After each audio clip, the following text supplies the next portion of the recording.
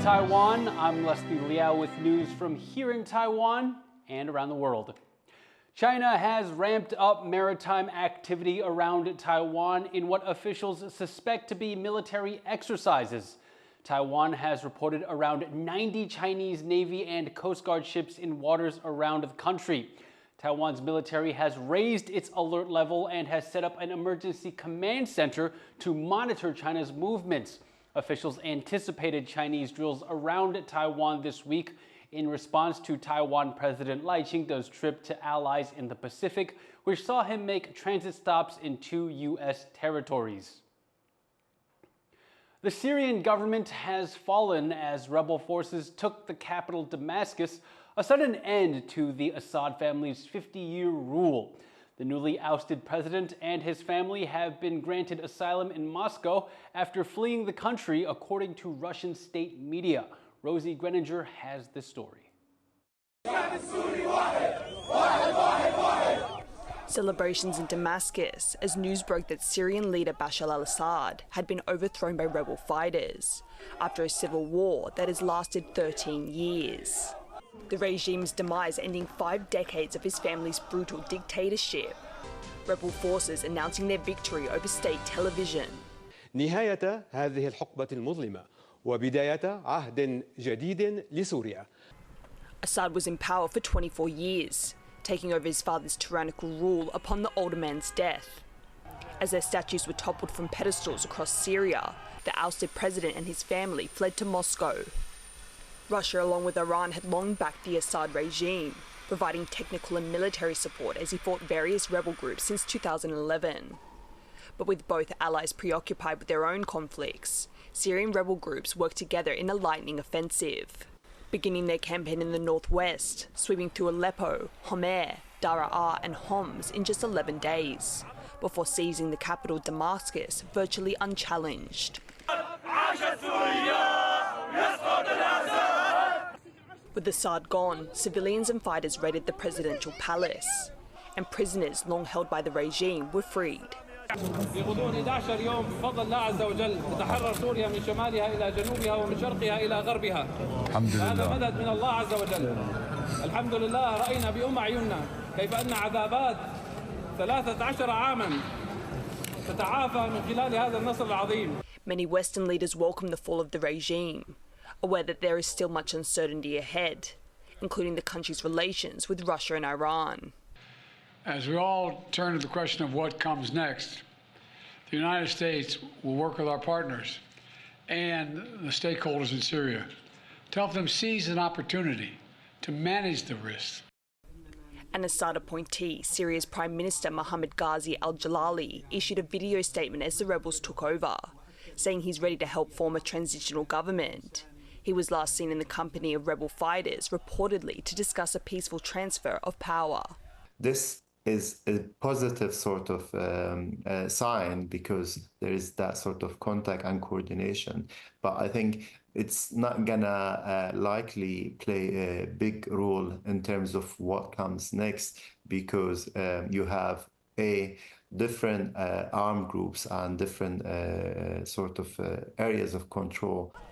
The division between those groups raising fears negotiations could become complicated and drawn out. And it's not just those in the country counting on a swift transition. Across the border in Lebanon, jubilation among millions of Syrian refugees displaced by civil war. Longing to return home, daring to dream a better future for their country is now finally within reach. James Lin and Rosie Greninger for TaiwanPlus. South Korean President Yoon Suk-yeol has been barred from leaving the country. Local reports say the president is now under criminal investigation over his failed attempt to impose martial law. Yoon survived an impeachment vote at the weekend as opposition lawmakers failed to garner enough votes. But his own People Power Party says it has set up a task force to handle the president's early resignation. U.S. President-elect Donald Trump says he and Chinese President Xi Jinping spoke within the last week. In an interview with NBC News, Trump said he has a very good relationship with Xi and that the two spoke just 3 days earlier. Trump said he didn't discuss Taiwan with Xi during last week's call. When asked whether he would defend Taiwan, which China claims and has threatened to take by force, Trump declined to comment directly, but stated that he would prefer China not to invade. The U.S. has historically helped Taiwan defend itself by selling it weapons. It does not promise to send troops, but leaves the option open.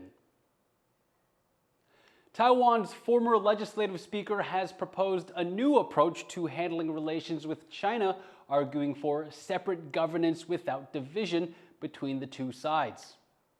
我的主张是，两岸治权不相隶属，主权同而不分，接受现实的状态，但不否定隶属的情感。 It's unclear if Wang Jinping's formulation is meant to replace the 1992 consensus, an unwritten understanding between his Kuomintang and the Chinese Communist Party that Taiwan is part of one China. Wang recently made a tour of China where he met with the head of the country's Taiwan Affairs Office. He did not mention the 1992 consensus in that meeting or in his most recent speech. Morris Chang founded Taiwan's now legendary chipmaker TSMC in 1987 after spending 25 years at Texas Instruments. Chang retired in 2018 at the age of 87, but immediately began writing about his life. Now releasing the second part of his autobiography, Chang looks back at his career and the inspiration behind it.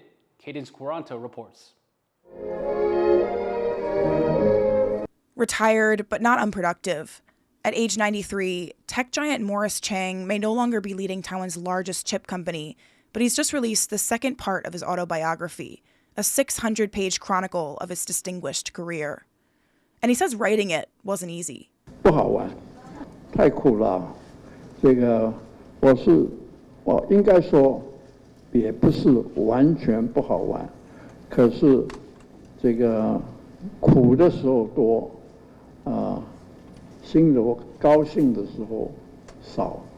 Chang is the founder of TSMC, which some have called the most important company in the world. It manufactures around 90% of the world's most advanced microchips, tiny pieces of silicon with electronic circuits that power everything from iPhones to cars to fighter jets. The company's chip production has made Taiwan central to the global economy and fueled fears that if China's threats to invade the country become a reality, advanced chip manufacturing would grind to a halt. It's been 25 years since Chang published the first half of his autobiography, which covers his childhood and early life. He has said he wanted to retire from TSMC before starting the second half, which he took years to finish. It's a rare look through his eyes into how the company was born. In the book, Chang recounts moving to Taiwan in 1985 after working in the U.S. for some 30 years, recruited to head a government-funded research organization here. Before this, he'd only visited Taiwan a few times, but in the book calls the move a rendezvous with destiny because it led him to found TSMC in 1987. Chang gives previously unknown details, like that he once asked NVIDIA founder Jensen Huang to be the company's CEO, which Huang turned down. Chang also writes about his time as Taiwan's representative to the Asia-Pacific Economic Cooperation, or APEC, a role he served multiple times. At his book launch, some of Taiwan's leading business people and politicians were in attendance, including former President Tsai Ing-wen, a testament to Chang's significance to the country. 我跟 Morris 的记忆从不认识到有一些摩擦，到后来一起完成了一些任务。我必须要说，和一个人生充满历练、经验还有智慧的人互动学习，是我从政生涯中非常重要的篇章。 Tsai went on to say that thanks to Chang's work and TSMC, the world's current technological developments like AI cannot do without Taiwan's microchips. Reason enough to celebrate Chang as the pride of Taiwan. Ryan Wu, Alec McDonald, and Cadence Quaranta for TaiwanPlus. Rescuers are still searching for a missing crew member from a tanker that ran aground off Taichung last Saturday. The Chinese national is the only one of the 15-strong crew of the Panama-flagged Liquid Gem unaccounted for. The vessel reportedly had engine trouble in rough weather, causing it to drift. It had been offshore since November, waiting for permission to load fuel. Though it is mostly empty, equipment like oil booms were put in place in case of leaks. A grand celebration honoring the Virgin Mary kicked off in Pingtung, southern Taiwan, with thousands of participants witnessing the holy procession. Our reporter Sandy Chi was there.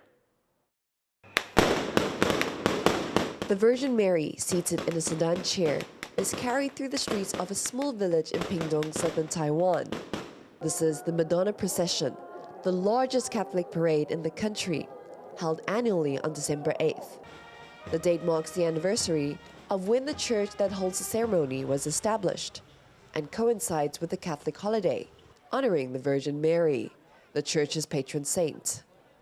圣母游行是天主教的一个传统的，特别彰显圣母爱，圣母爱我们世间人嘛。The parade begins at Wanjing Basilica, the oldest Catholic church in Taiwan, dating back to the 1860s. Unlike other Catholic processions, this one is a grand celebration that blends both Catholic rituals and local Taiwanese customs. The fusion is most evident in the Virgin Mary's perch atop the sedan chair, similar to how deities are paraded around for traditional temple celebrations.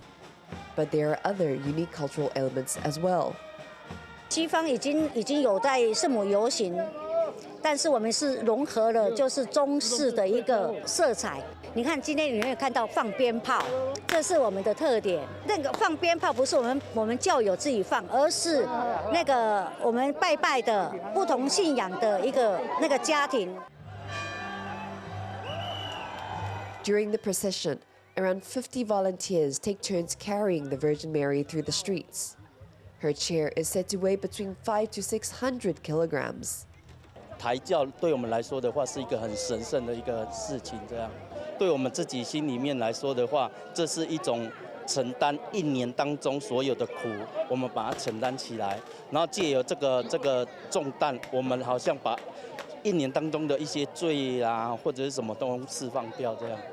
It is not only the volunteers who feel the honor and significance of the event. Thousands of people from all walks of life also joined the festivities. 万金教堂的圣母的活动其实是在当地很盛大的，那每一年都有吸引很多人会来看。那我们本身是基督徒，所以我们也会有一个氛围，会想要来参与这样的活动。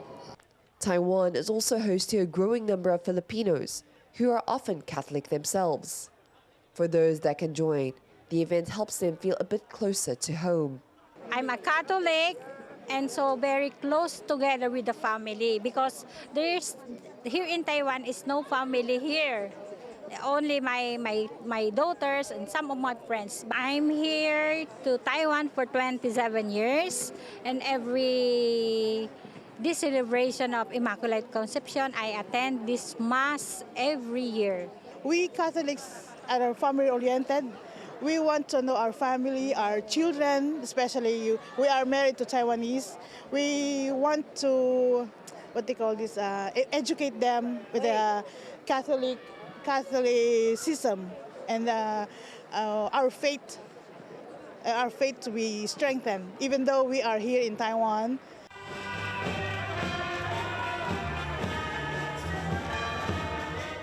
Although the parade has concluded, festivities at this church will continue all throughout December. Christmas celebrations will keep the village lit up, spreading hope, peace and love in a joyful way to bid farewell to 2024. Alex Shin and Sandy Chi in Pingtung for TaiwanPlus. Thank you for watching What's Up Taiwan. You can visit the TaiwanPlus website or follow our social media for more stories from Taiwan and around the world. Finally, we bring you images of the first public mass at Notre Dame Cathedral in Paris since it was damaged by fire in 2019. I'm Liao. Take care and see you next time.